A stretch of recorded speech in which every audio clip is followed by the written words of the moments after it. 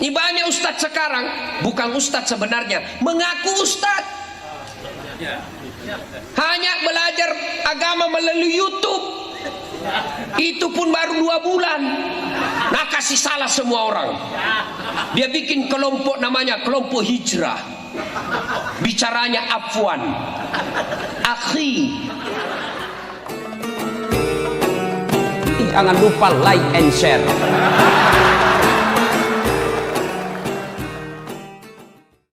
Ibu bapak, saudara-saudara sekalian yang saya hormati, teristimewa Bapak Kapolres, Bapak Wakil Bupati, Bapak Kajari, Ibu Pengadilan Negeri, dan mohon maaf saya tidak bisa sebut nama tak satu-satu, samping kasih habis waktu, juga sejujurnya saya tidak tahu nama tak. Bapak, saudara-saudara sekalian, mari kita cerita sedikit. Ya, satu. Saya bukan mau ceramah, saya cerita-cerita saja. Satu kali Nabi kumpul sahabat. Nah pasti punungi sahabat dan Nabi tak. Makutani Nabi tak. Bertanya Rasul, atadruna manil muflis? Saudara-saudara sekalian, tahu kau siapa yang bangkrut nanti di akhirat? Merugi di akhirat nanti. Macam-macam jawaban sahabat. Yang tidak sholat ya Rasul? Oh tidak, dia baik sholatnya, sunnah rawatibnya jalan. Yang tidak puasa Ramadan ya Rasul? Lengkap puasa Ramadannya, Senin Kamis juga jalan. Yang tidak bayar zakat ya Rasul? Oh dia bayar zakat, dia bersedekah. Yang tidak haji ya Rasul, padahal dia mampu, dia haji, bahkan dia pergi umroh. Heran semua sahabat. Kalau begitu, siapa ya Rasul? Nabi lalu menjelaskan, jarusu wa khati'ur rahim. Tetangga yang jahat sama tetangganya dan yang memutuskan persaudaraan. Bingung semua sahabat. Kenapa bisa ya Rasul? Dia baik sholatnya, dia bagus puasanya, dia bayar zakat, dia naik haji, kok bisa bangkrut? Nabi lalu menjelaskan, betul, hablu minallahnya baik, tapi hablu minannasnya rusak. Akhirnya apa? Ketika di pengadilan kelak, bukan pengadilan dunia ya, pengadilan akhirat, pengadilan seadil-adilnya. Nah, dia store salatnya. Ya Allah, ini salatku. Datang tetangganya, tunggu dulu Tuhan. Pernahkah itu tetangga di Majene? Terus, nah fitnah kak. Maksudnya, nah tuduh kak selingkuh. Kenapa bisa? Nah bilang, anakku yang lurus rambut. Nah bukan anakku, karena bapaknya suamiku keriting rambutnya.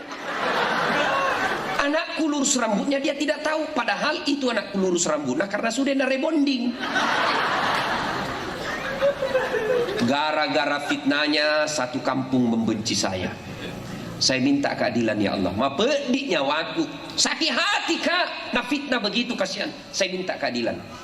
Allah lalu berfirman, memang hari ini adalah hari ditegakkannya keadilan. Tidak ada satu perbuatan yang tidak dibalas. Oke, ambil sholatnya itu. Sudah, habis mi sholatnya bu. Datang, dia store lagi puasanya. Ya Allah, ini puasaku. Datang lagi, tunggu dulu Tuhan. Pernahkah ikut pilih caleg?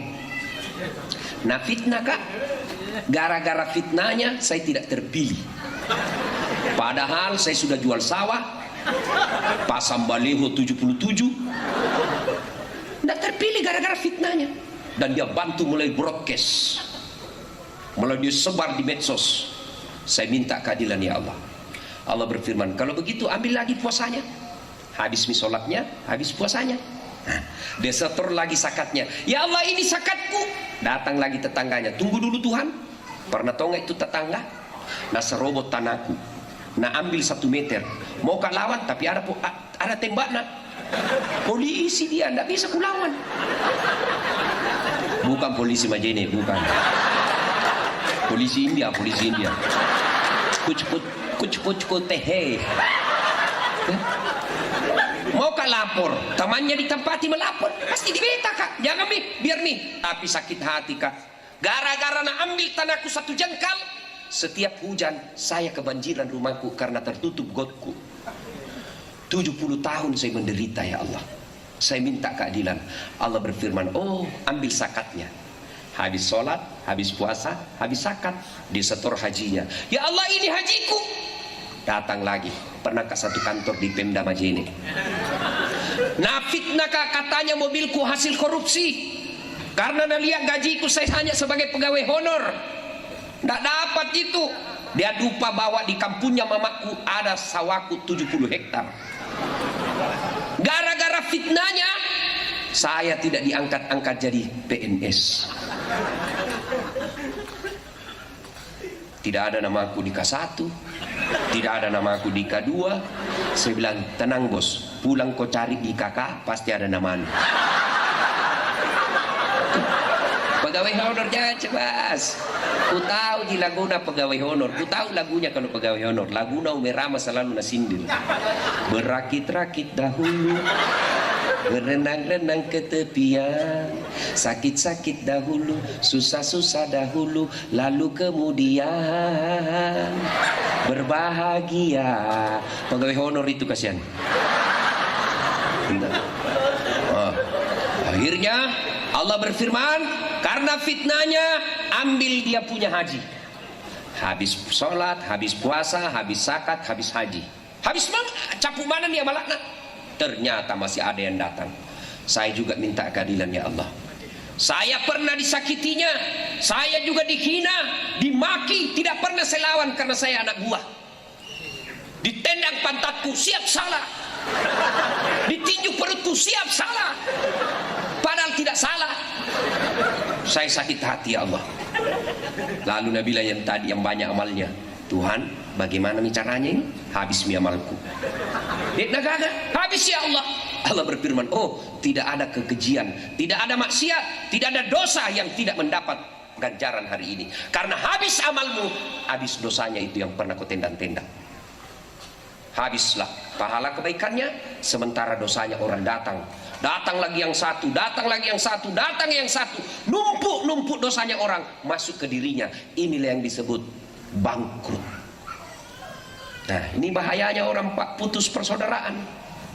Makanya Pak Kapolres ini berupaya supaya kita tidak menjadi orang bangkrut.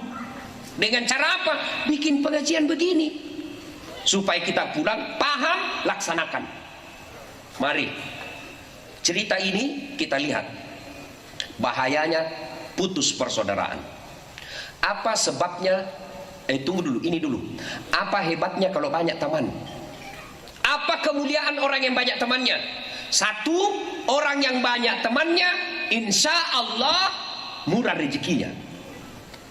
Saya contoh. Saya ini selalu bilang, saya ini tidak kaya, tapi temanku banyak. Temanku yang banyak uangnya. Apa kok?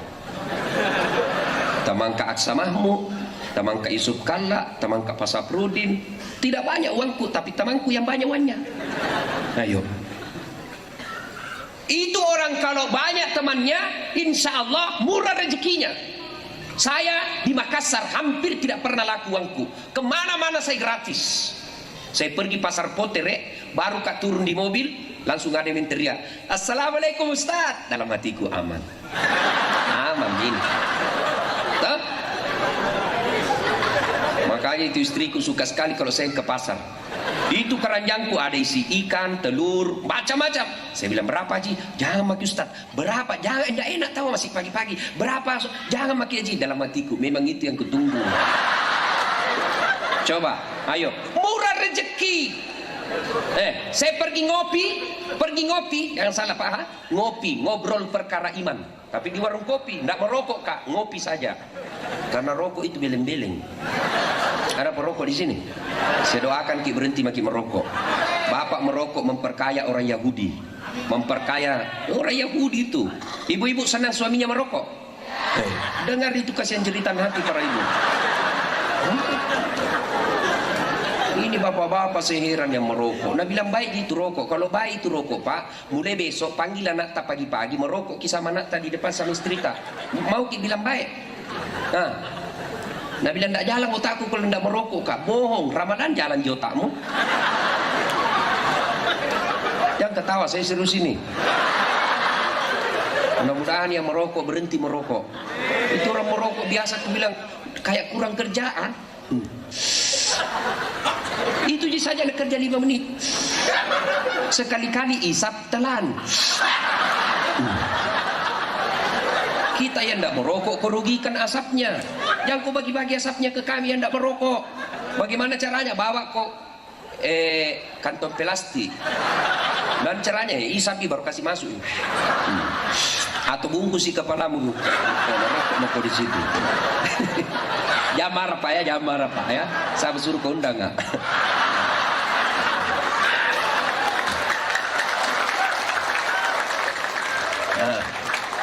Pertama, orang yang banyak temannya murah rezekinya. Saya pergi ngopi, begitu saya mau bayar, ada yang sudah bayar kita di Ustaz. Saya tidak tahu siapa yang bayarkan. Begitu saya makan, itu berebut orang. Nanti saya bayarkan ke Ustaz. Datang lagi yang satu, nakip Pak Ustaz. Karena banyak sekali yang saya bilang, uang kami saja. Coba, orang yang banyak temannya banyak rezekinya. Yang kedua, orang yang banyak temannya gampang selesai masalahnya. Contoh, saya mau contoh.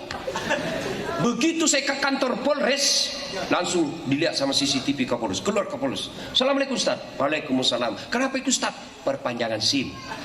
Mati SIMku. Oh, langsung dia panggil Kasat. Kasat lantas. Urus SIM-nya Pak Ustaz. Jangan kau minta uang, berdosa kau lagi kalau wana Ustaz kau minta. Coba mahyakan. Gampang selesai masalah. Pergi kantor camat, ngurus KTP, gampang selesai masalah. Kenapa? Banyak temanku. Yang ketiga, orang yang banyak temannya, insya Allah panjang umurnya. Kenapa dia? Banyak yang doakan. Bayangkan kalau satu kampung doakan, kita tidak tahu mana mulut yang Allah terima doanya. Maka banyak-banyaklah minta didoakan orang, karena kita tidak tahu dari mulut mana Allah terima doanya. Maka saya tidak sependapat ada ulama yang melarang kita doa bersama. Saya berdoa barangkali ada dosaku, tapi di sini berjamaah berdoa, ada anak yatim, ada yatim piatu, ada anak orang miskin teraniaya, mereka mengaminkan doa sehingga doa semua orang yang hadir dikabulkan. Orang yang banyak temannya panjang umurnya. Nah, sudah. Ini hebatnya banyak teman. Sekarang kita lihat lagi. Apa tonsen bahayanya banyak musuh. Satu, banyak musuhmu susah hidupmu. Jangan dulu urus KTP, jangan dulu urus SIM. Urusan toilet saja menderita kita, Pak. Contoh di kantor bupati ada musuta dua orang di musuta. Tapi ini dua orang lagi diskusi di depan toilet. Nah, kita mau sekali mencret. Pasti setengah mati itu matanya. Tanah tuh nokro, melok kilo jamban na mita tuh syukur. Coba, itu baru urusan mencret, Bapak sudah tersiksa. Bapak mau pilih caleg, banyak musuh. Nih, siapa mau pilih kok silakan. Ayo, maka rugi mereka yang banyak musuhnya, untung mereka yang banyak temannya. Maka cari teman sebanyak-banyaknya, hindari permusuhan. Banyak musuh, susah hidup. Mau pergi urus KTP, nak cutangki orang, jadi sifatnya itu jangkau. Ada saja alasannya itu orang di kantor camat. Oh, hilang stempel. Apa? Tidak bisa menjadi itu kalau hilang stempel. Apa? Nah, ada apa lagi stempel? Dia bilang, oh, habis tintana Pak Camat. Ada saja. Kenapa? Karena kita juga jelek, makanya itu akibatnya. Berikutnya, orang yang banyak musuhnya, ya, yang tadi sudah jelas, bangkrut di akhirat, habis amalnya. Yang berikutnya, orang yang banyak musuhnya sangat sulit sukses.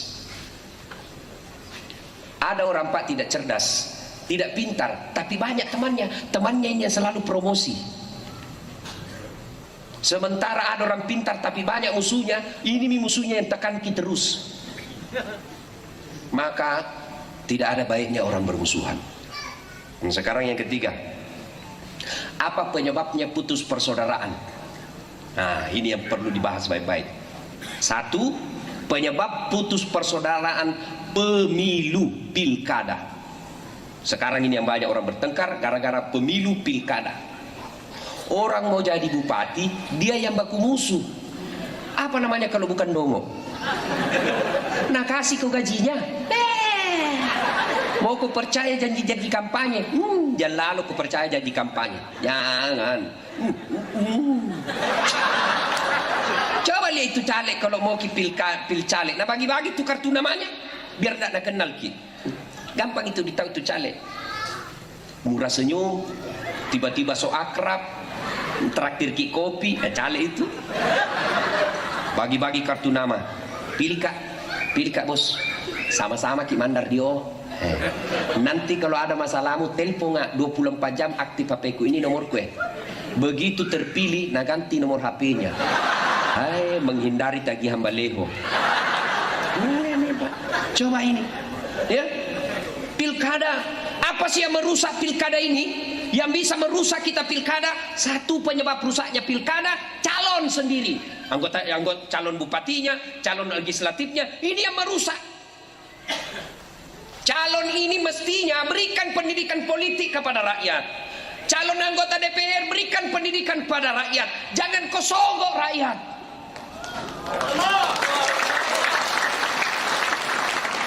Ini tidak nyogok rakyat.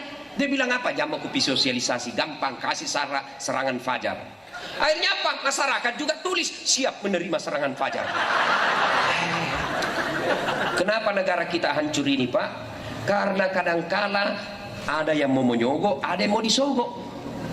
Coba kalau ada orang mau menyogok, tapi tidak ada orang mau disogok, tidak jalan itu uang. Kalau Bapak ini rusak negara kita, para caleg yang perusak negara kita ini yang money politik, nyogok, maka tolong para caleg jangan biasakan nyogok rakyat. Bagaimana cara supaya terpilih Ustaz? Sampaikan visi misi, apa yang kalian mau lakukan. Saya punya pengalaman ikut pilkada Pak di Makassar.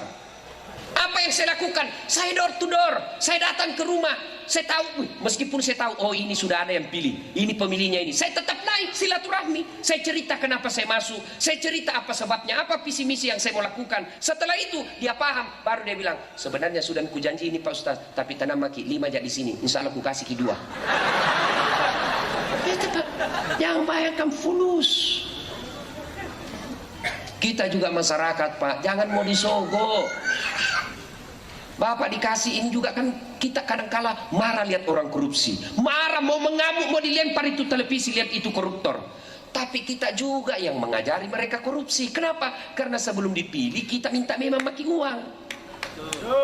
Diajaki sosialisasi apa kita bilang? Ada lagi pembeli rokoknya. Kalau Bapak mau memperbaiki negara ini, mulai dari diri kita sendiri. Gimana caranya Ustadz? Jangan mau disogok. Bapak tahu itu di akhirat nanti orang yang makan sogok. Dikisahkan ketika Nabi Isra Mi'raj, ada orang Pak, ada orang disiksa dalam telaga api neraka. Ini air tapi api neraka. Dia menghindar dari api neraka ini, dia meminggir ke kiri, minggir ke kanan. Dia menepi, tapi begitu dia menepi, dilempar lagi sama malaikat penjaga neraka. Pergi kok, jangan menepi. Lari lagi ke sana, dilempar lagi, disambiti lagi, dilempar, direndam, dicelupkan, dibakar lagi. Nabi bertanya, Jibril, siapa itu Jibril? Itulah umatmu yang suka makan barang sogok. Coba, jadi masa gara-gara 300.000 moski direndam di neraka? Kalau 300 miliar masuk akal sih. 300.000 leh. Tolo-tolo. Coba. Ayo Pak, sebentar lagi ini mau pilkada, pemilu. Ada orang sogok ki, mau perbaiki negara, bagaimana caranya? Ayo tolong video. Bapak mau sogok saya, video ki ya. Sudah itu bawa di polisi, bawa ke Panwas. Panwas tangani secepatnya, polisi tangani secepatnya. Coba, tentara ikut mengawas, 2-3 orang saja Pak di video ditangkap begitu, insya Allah kedepannya tidak akan ada lagi terjadi begitu. Mari belajar politik, ya, tidak usah kursus ilmu politik. Bagaimana caranya? Politik praktisnya, jangan terima sogok. Dan orang yang mau menyogok, berhentilah untuk menyogok. Jangan menghina masyarakat dengan menyogok itu. Udah, jelas. Yang merusak lagi pilkada, apa? Panitianya, KPU-nya, Panwas. Kalau tidak netral, ribut kok. Pasti ribut. Ya? Pernah lihat nonton sepak bola? Pernah nonton sepak bola? Apa penyebabnya sepak bola rusuh? Salah satu penyebab utamanya adalah ketika wasit tidak adil. Itu saya ingat waktu di kampung, Kalau 17 Agustus, kalau ada wasit tidak adil, dikejar Pak sampai di rumahnya. Dikejar, masuk di polsek berlindung, polseknya lagi disergap. Kalau penyelenggara tidak adil, ribut orang. Karena merasa tidak ada keadilan. Maka Panwas, KPU dan penyelenggaranya ini haruslah bersikap netral. Apalagi yang bisa merusak pilkada. Yang ketiga, tim sukses. Ini tim sukses ini bukan tim sukses, dia yang mau sukses. Disuruh bikin baleho 10, 3 tidak bikin, hilang 7. Jadilah tim sukses seperti Nafisah ketika mencomlangi Muhammad dengan Khadijah. Bapak ingat sejarahnya Khadijah dengan Rasulullah. Khadijah usia 40 tahun, Muhammad waktu itu belum jadi nabi, usianya 25 tahun. Khadijah selalu cerita, bagus ini pegawaiku, jujur, disiplin, bawa untung, mukanya juga menarik. Nafisah berpikir, Nafisah ini sekretarisnya, ajudannya lah ini Khadijah. Berpikir, nah puji-puji Muhammad ya. Nah suka ini Muhammad ini. Lalu apa? Dia menjadi tim sukses ini Nafisah. Dia datang kepada Muhammad. Muhammad, bagaimana menurutmu kalau ada perempuan suka kau? Nabi, alhamdulillah rezeki. Tapi ini perempuan lebih tua dari kamu, tidak jadi masalah. Tua 15 tahun, tidak ada masalah. Tapi ini bosmu, tidak jadi masalah. Tapi 2 kali menjanda, tidak jadi masalah. Yang jadi masalah, betulkah dia suka saya? Mendengar ini, Nafisah berkata, tenang bos, saya punya urusan. Coba. Lalu dia datang kepada Khadijah. Bunda, bagaimana menurut Bunda kalau ada cowok suka Ki? Rezeki. Betul kok, betul kan? Tapi ini yang suka Ki lebih muda dari kita, tidak jadi masalah. 15 tahun lebih muda, tidak jadi masalah. Tapi dia anak buatan, tidak jadi masalah. Yang jadi masalah, betulkah dia suka saya? Nabila Nafisah, tenang Bunda, saya punya urusan. Coba, tidak mempermalukan kedua belah pihak. Jadilah tim sukses seperti ini. Yang jadi masalah tim sukses ini memeras. Kenapa? Dari tim suksesnya ini rata-rata kontraktor. Yang mau dapat proyek setelah menang akhirnya rusak. Begitu terpilih, nah, saya dulu itu habis ini. Kembali. Apa kayak di situ penunjukan langsung? Apa maka sholat kok bos. Ada kontraktor di sini? Ada? Pernah dengar ceritanya kontraktor di akhirat? Hah? Oh, jadi di kontraktor di akhirat penghuni sorga sama penghuni neraka pakai SMS. Tuh, Nabi bilang bagaimana kabarmu di sorga? Nabi bilang enak sekali di sini bos. 1 laki-laki, 7 bidadari. 7 pak, dan tidak pernah kentut. Nabi bilang ini di sorga. Kau ya bagaimana kabarmu di neraka? Nabi bilang tidak ada enaknya di sini. Itu artis yang masuk neraka hancur semua mukanya. Tidak ada cantik-cantiknya. Di blender aja kita terus di sini. Tidak ada jam istirahat. Dia bilang ini penghuni neraka. Bolehkah kami jalan-jalan ke situ? Dia bilang boleh di sini mako. Bagaimana caranya? Dia bilang begini. Kamu bikin jembatan dari situ, saya juga bikin jembatan dari sini. Kita ketemu di tengah. Oke, lelang proyek. Keluar pemenang tender. Waktu pekerjaan 3 hari. Oke? Jembatan dari neraka dibangun. Hari pertama sudah selesai 50%. Hari kedua tuntas 75%. Hari ketiga selesai efisien, tuntas. Ini penghuni dari surga neraka dan lihat, kenapa ini jembatan dari neraka dari surga belum dimulai? Teriaklah dia bilang, kenapa belum kau mulai itu proyekmu? Nggak goyang-goyang pisan itu proyekmu. Kami sudah sampai di tengah ini. Kenapa belum dimulai? Apa dia bilang dari surga? Bagaimana mau dimulai? Kontraktor, pengawas, pemborong, panitia ada semua di situ.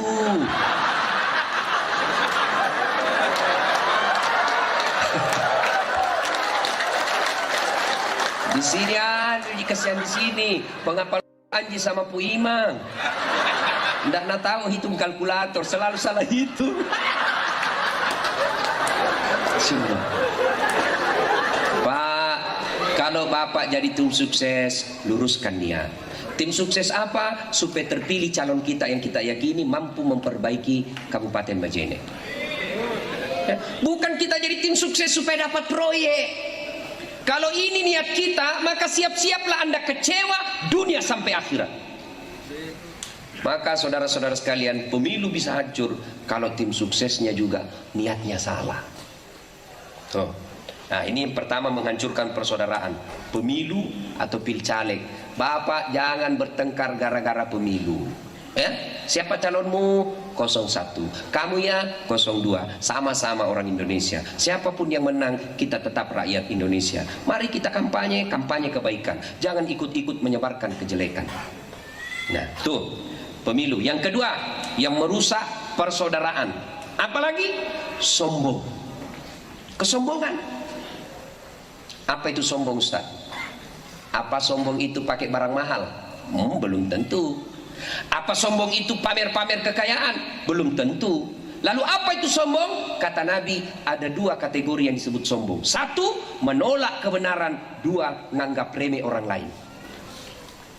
Bapak, ibu-ibu nih, pakai emasnya, berlian. Apa sombong? Tidak. Kapan dia sombong? Ketika bapak, ibu meremehkan orang miskin. Misal ibu pakai emas, seperti pelik sepeda. Selalu dia kasih begini. Gara-gara ini akhirnya jilbabnya naik tangan lengannya. Karena bilang kalau turun sekali Ustaz tidak kelihatan nih. Nah, sudah naik begini. Bapak ibu pakai emas tidak berdosa. Nanti ibu berdosa ketika ibu pakai emas. Kau tahu ini? Ini 150 juta asli 24 karat. Baru Nabi isi teman Ustaz. Palsu. Potongin pakai emas, tidak ada emasnya. Nah, berarti ibu meremehkan orang lain, baru ibu berdosa. Bapak pakai baju mahal, krokodil. Tahu krokodil? Yang cap buaya. Itu kalau aslinya kepalanya menghadap ke dalam, yang palsu kepalanya menghadap keluar. Nah. Apa dosa? Tidak. Kapan berdosa? Krokodil. Kau tahu ini harganya? Ini 1,5 juta. Kamu tidak bisa kau beli begini. Jangan kau pikir-pikir. Sudah. Bapak berdosa melecehkan orang miskin. Apa penyebab datangnya sombong?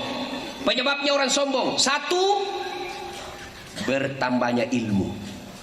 Siapa yang paling rawan kena sombong di sini? Guru termasuk ustadz. Adakah ustadz sombong? Banyak. Mana ciri-cirinya? Contoh, dulu ada temanku, biar ku miss call, langsung minta telepon sebelum dia terkenal. Sekali dia terkenal, ku telepon dari pagi sampai malam dan angkat-angkat. Pas angkat lalu dia bilang, siapa ya? Sokta. Ada namaku di situ, cilaka. Sombong itu yang begitu. Apa susahnya kau jawab WhatsAppnya orang, kau jawab SMS-nya orang, meskipun besok tetap jawab. Kalau kau merasa sibuk, jawab. Apalagi kalau umat bertanya, maka saya Pak, biar anak-anak SD kalau dia bertanya di medsos saya pasti saya jawab, meskipun kadang-kala terlambat. Iya, mereka perlu ada yang ayomi, mereka perlu ada yang kasih informasi agama. Lalu dia kalau bertanya sama Ustadz tidak dijawab, kemana lagi mereka bertanya? Sombong gara-gara ilmu. Termasuk Ustadz yang sombong tidak mau menerima perbedaan pendapat. Ini banyak ustadz sekarang, bukan ustadz sebenarnya, mengaku ustadz. Hanya belajar agama melalui YouTube. Itu pun baru 2 bulan. Nah, kasih salah semua orang. Dia bikin kelompok namanya kelompok hijrah. Bicaranya afwan, akhi. Bicaranya begitu, tapi meremehkan sesama muslim. Itu bukan hijrah namanya itu. Afwan, akhi, jazakallah. Tapi meremehkan orang, bukan itu yang Allah cinta. Tetap tidak apa-apa kau pakai tetap terima kasih saudaraku karena kita orang Indonesia bukan orang Arab. Oke lah, tetap kau pakai terima kasih, mohon maaf saudaraku. Tapi akhlakmu baik, itu yang disebut hijrah. Tapi kalau pakai kata-kata Arab melecehkan orang, merusak, tidak mau menerima perbedaan pendapat. Ini ada juga ustadz dakwanya neraka saja terusnya cerita. Pulang orang dengar ceramah, nah bilang, susah orang dengar agama deh, mau ki lurus angin neraka nan cangki. Nah bilang anak muda, enak jadi masjid, dia bilang apa enak, neraka terus, ampun mah, dah enak, bikin takut ceramahnya. Coba. Kalau orang tua cocok menceritakan di surga supaya cepat mau mati. Yang sangat neraka dicerita Pak. Ada memang itu Pak. Diajak belajar melalui YouTube. Beda itu orang belajar di YouTube dengan kelas. Kalau di YouTube Bapak tidak detail penjelasannya 1 menit. Apa mau dijelaskan dalam 1 menit? Betul ada di sini nih, betul ada hadis dia kemukakan, tapi tidak lengkap. Ada hadis lain yang mengukakan pendapat yang berbeda.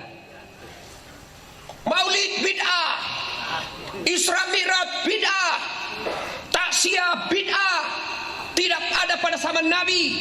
Akhirnya apa? Dia sesatkan orang yang maulid, orang Isra Mi'raj, taksiyah, sesat. Masa bos gara-gara dengar ceramah aku bilang ki sesat? Lebih sesat itu pergi joget-joget. Ini orang dengar ceramah aku bilang bid'ah, tidak ada pada zaman Nabi. Bid'ah masuk neraka. Masa gara-gara dengar ceramah masuk ke neraka, bos? Neraka nenekmu punya neraka. Kasih masuki juga surga, kan luas gitu surga. Kalau kau tidak mau kami di tengah, biar nih kami di pinggir. Kau tahu mau di tengah. Yang penting jangan kau kasih masukin neraka, bos. Alangkah lebih bagusnya kalau kita janji orang surga. Kalau kau tidak mau maulid, oke lah, tidak usah kau maulid. Tapi jangan bilangi kami sesat yang maulid. Sakitnya tuh di sini.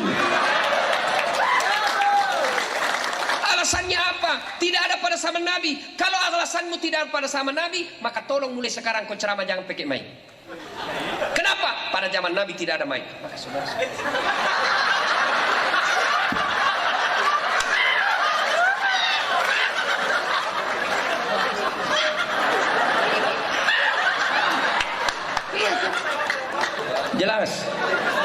Jelas. Saya bingung kalau ada penceramah memaki saja kerjanya. Rasa-rasanya saya pelajari dari kecil sejarah hidup Rasulullah. Tidak pernah kita dengar Rasulullah berdakwah dengan memaki. Ya? Jadi kalau berbeda pendapat boleh, tapi jangan memaki. Berbeda pendapat itu halal. Yang tidak halal tidak boleh adalah menyalahkan pendapatnya orang. Itu kan enak. Jadi pendakwah itu bisa jadi temannya setan ketika dia punya rasa sombong. Jangan sombong gara-gara ilmu. Kenapa? Kalau Allah marah nak kasih pikun kok. Ada obatnya pikun. Sampai detik ini tidak ada obatnya pikun Pak. Masya Allah sudah jam 10 rupanya. Sampai jam berapa orang ceramah ini? Hah? Sampai jam 12? Enak di kau.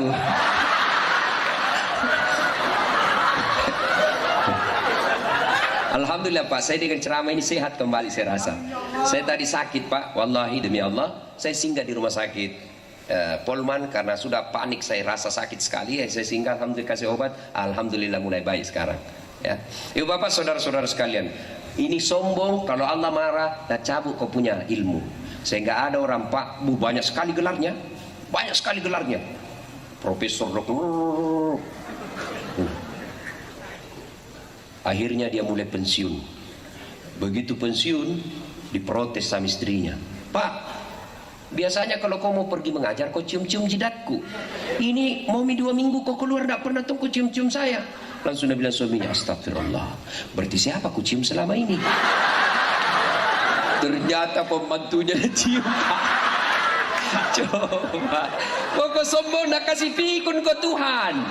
Tidak bisa kau bedakan mana istri mana pembantu. Jangan juga modus. Mudah-mudahan sudah dengar ceramah ini pura-pura pikun. Didapat sama anaknya sama pembantu. Dulu kukira mamamu nak. Modus itu Pak. Ya? Yang kedua, penyebab sombong. Apalagi? Bertambahnya pangkat jabatan. Bupati, wakil bupati, kapolres, ketua DPRD. Jangan sombong bos. Sebentar gitu bupati, wakil bupati 5 tahun gimana? 5 tahun Pak Wakil, 5 tahun.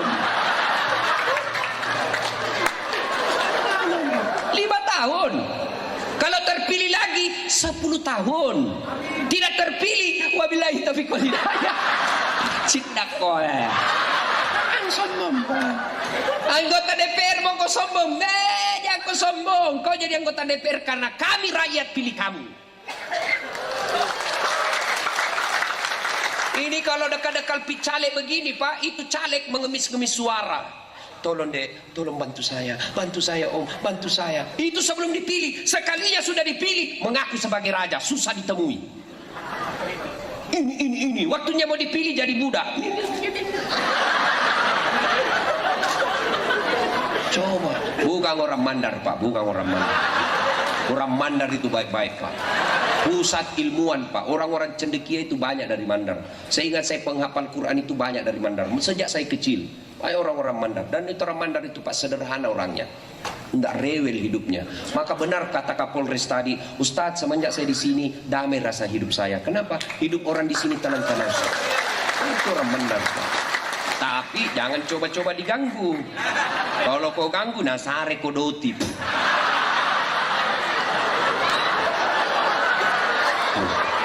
Nak kasih lembek kepalamu, nak kasih terbang gitu. Itu kan coba-coba. Ya, istilah mereka, gaya hidup mereka adalah tidak mencari musuh, tapi jangan kau coba ganggu. Kalau kau ganggu, nah kejar kau terus. Nah, itu yang filosofi apa hidup baik. Bapak saudara-saudara sekalian, jadi pejabat jangan sombong.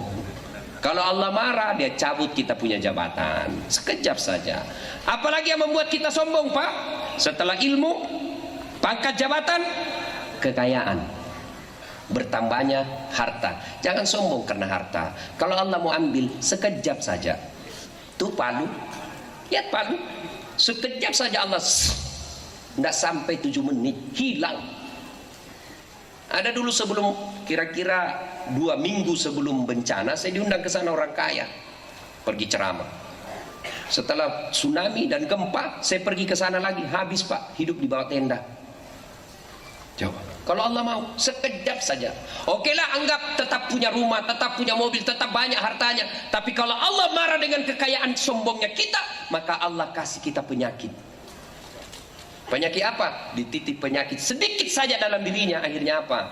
Dilarang makan daging.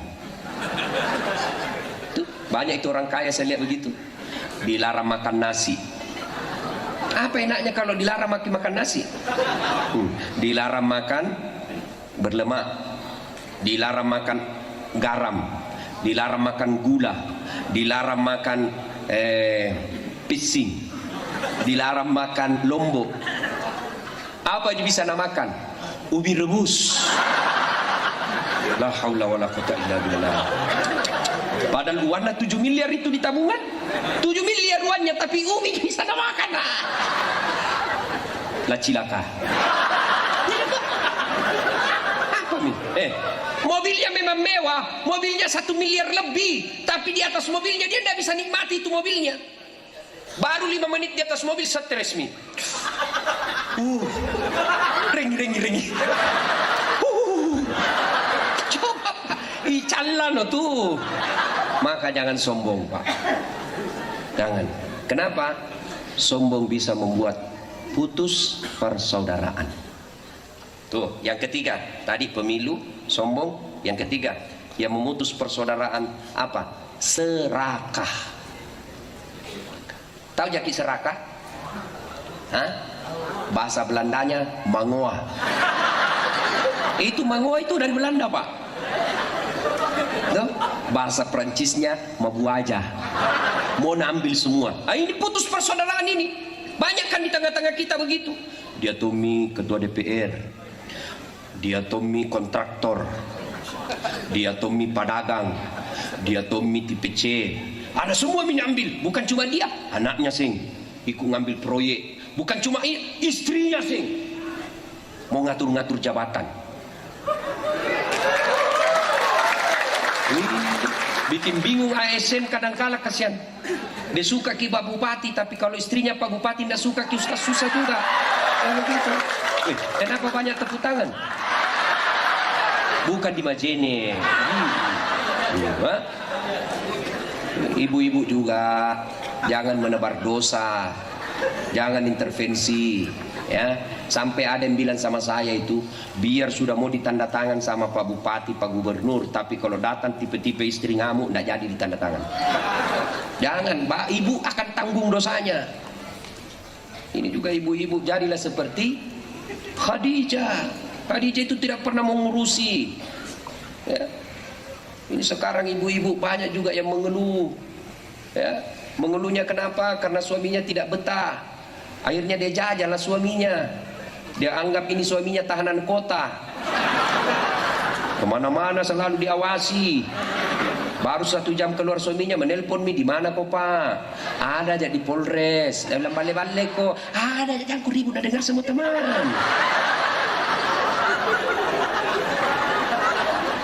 Ada aja, kasihan di kantor ini. Dia bilang foto bedek baru kirim. Banyak polisi begitu kasihan. Ini kasihannya polisi, Pak. Nggak ada itu polisi yang tidak takut sama istrinya. Nggak ada, Pak. Nah bilang itu polisi sebenarnya nggak takut sama istri Ustaz, cuma takut sama istrinya komandan. Dan masalahnya komandan juga takut sama istrinya.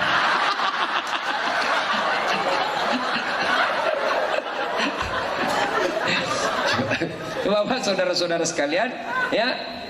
Nah, yang membuat putus persaudaraan itu adalah keserakahan.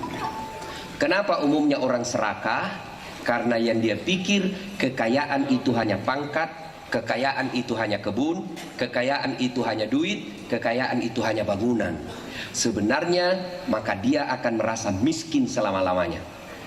Tapi sesungguhnya ketahuilah kekayaan kita, kata Allah, fi ahsani takwim. Inilah badanmu yang sangat baik. Ini kekayaan kita, tidak bisa diambil orang. Apa? Kesehatan. Jangan pernah merasa miskin, Pak. Contoh, ibu-ibu, Bu, mau ku kasih handphone gratis, iPhone X, harganya 29 juta. Hah? iPhone XS Max. Mau? 29 juta harganya, ku kasih ke pulsanya 5 juta gratis. Mau? Pasti mau. Tapi begitu saya kasih ke ibu langsung tuli, nggak bisa mendengar. Mau Ki? Mau di apa handphone kalau tuli maki? Halo? Ih, masalah si HP. Halo? Halo? Bukan HP rusak, tali kamu galacak. Coba. Artinya apa? Yang mahal itu bukan handphone, yang mahal itu bukan seluler, yang mahal itu telinga. Allah kasih 2 gratis, tidak perlu kau bayar. Mau dia kasih telinga, handphone 50 juta, 100 juta, tapi tuli-tuli, saya tidak mau. Artinya yang mahal ini telinga, Pak. Bagusnya lagi tempatnya berimbang. Bagaimana seandainya satu di pantat, satu di sini? Repotnya itu orang menelpon. Halo? Oh iya.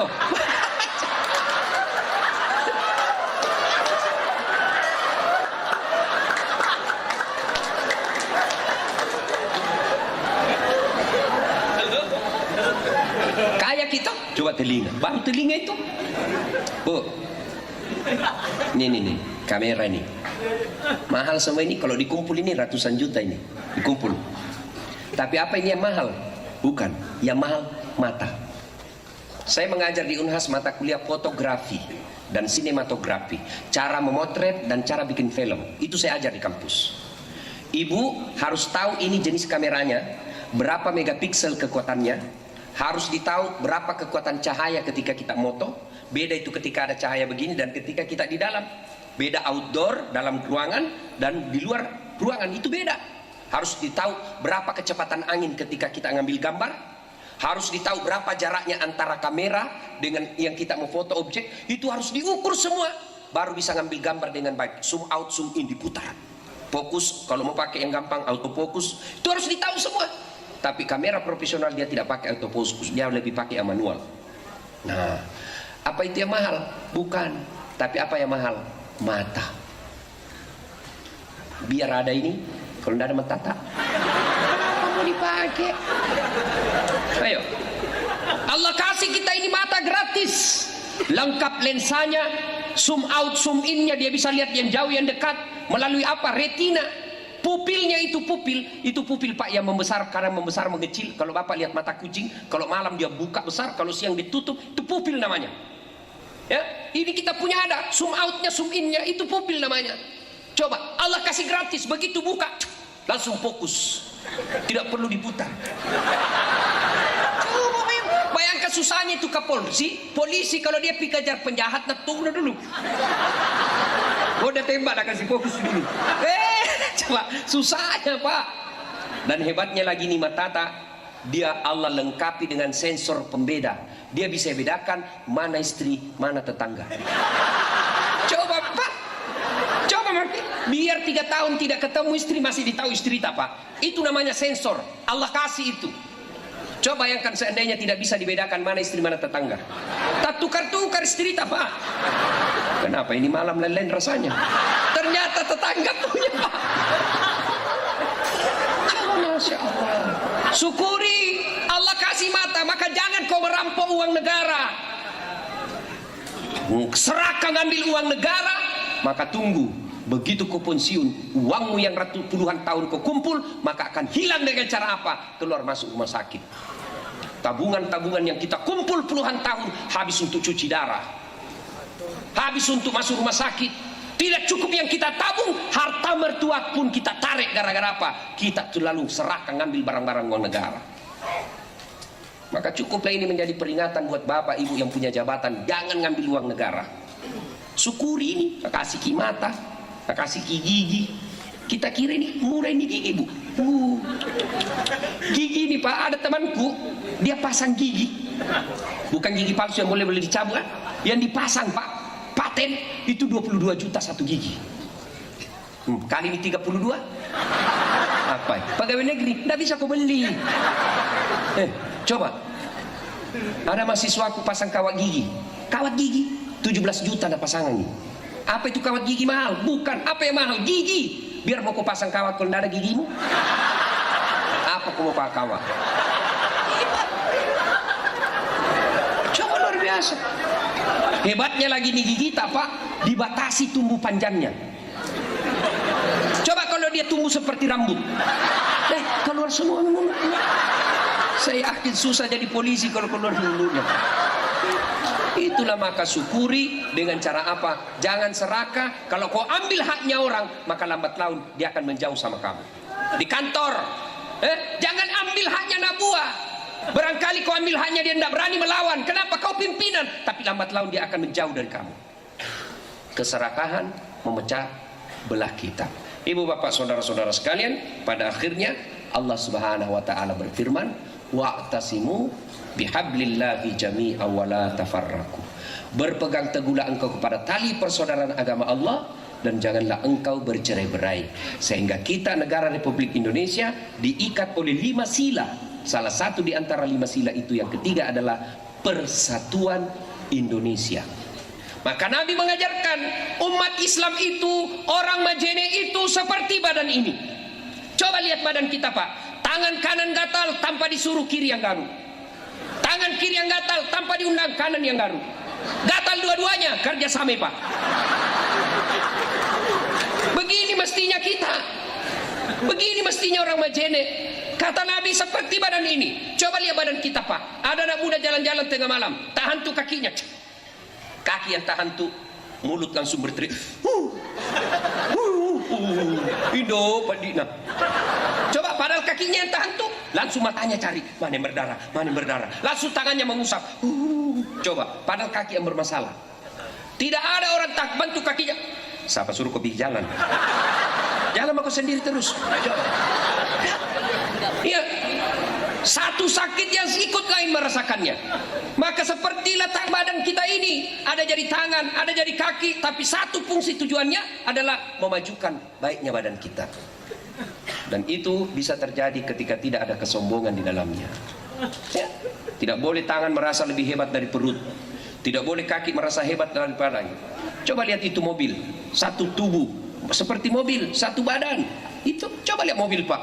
Hah? Bisa jalan dengan baik itu mobil gara-gara apa? Kompak semua unsur mobil. Ada rem, ada setir, ada bensin, ban, kompak semua. Kalau mereka tidak kompak, tidak jalan itu mobil. Tidak boleh bensin bilang, saya paling hebat di mobil ini. Kalau tidak ada bensin, tidak jalan mobil. Langsung dia bilang rem, baiki mulutmu. Kau kira bisa aku bensin jalan kalau tidak ada rem? Naik mau kepala di mobil tidak ada rem. Mau Pak? Gratis. Dari Majene ke Makassar tidak pakai rem, gratis. Mau? Tidak mau Pak. Coba. Nah tersinggung juga ban. Nah bilang kau kira kau saja jago, kempes ban. Bapak bisa jalan mobil kalau kempes. Begitulah kita di Majene. Ada jadi pedagang, ada jadi polisi, ada jadi tentara, ada ASN, ada jadi masyarakat biasa, ada jadi ulama. Berbeda fungsi, tapi satu tujuan, meningkatkan kesejahteraan masyarakat Majene. Insyaallah. Kalau kita kompak, aman. Ya, kalau kita bersatu, indah. Musuh kita bukan polisi. Bayangkan kalau tidak ada polisi di negara kita, Pak. Oke melapor, tiba-tiba ada dirampok.